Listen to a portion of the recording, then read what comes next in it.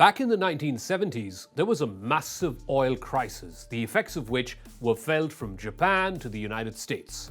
US consumers were having to pay up to $4 a gallon, which at that point of time was unheard of. So the United States got into an agreement with Saudi Arabia, which is the world's largest producer of oil, that any sale of oil will be settled in dollars. No matter which country bought oil, whether it was America or China or India or Japan, they would all pay in dollars. This arrangement came to be called the Petrodollars.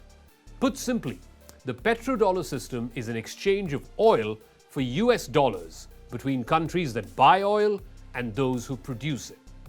For the last 50 years, this petrodollar system has been unchallenged. Until now, when Vladimir Putin decided to teach Ukraine a lesson. Putin knew that the invasion of Ukraine would be inevitably met with US and other Western countries throwing it out of the international banking system.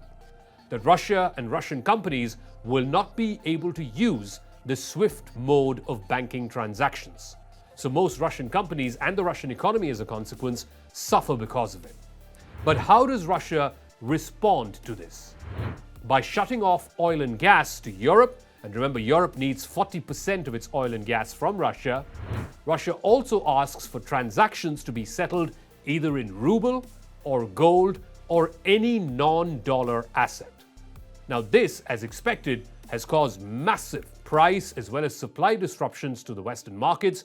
It is also a threat to the monetary system that's been in place for the last 50 plus years. On Crux Decode this week, how Vladimir Putin's mission in Ukraine puts an end to the petrodollar.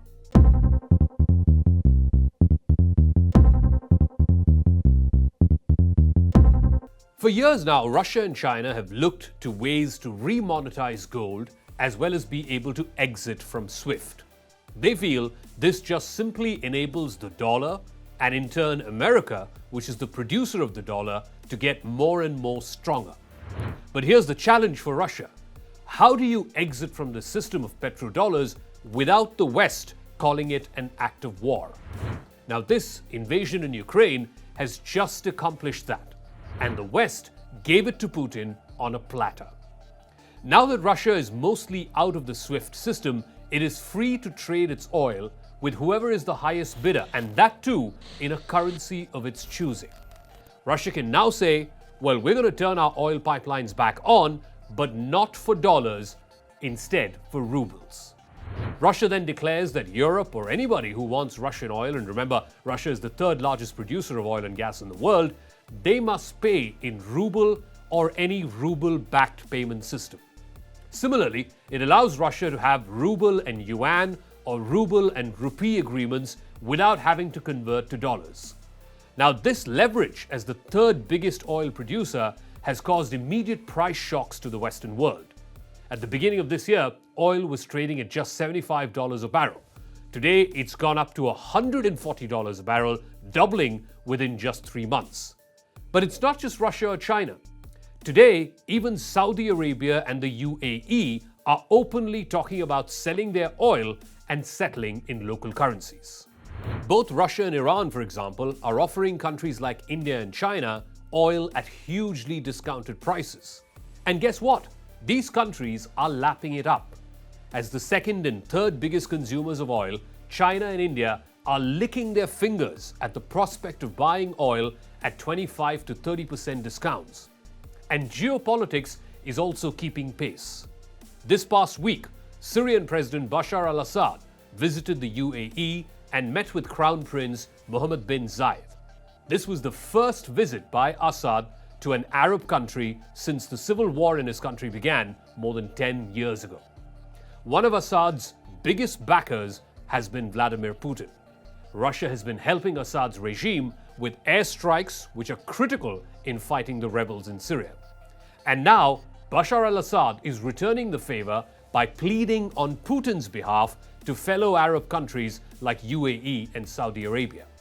Now, these two countries, UAE and Saudi Arabia, have also given the cold shoulder to America, who happens to be their biggest ally for the last 50 years.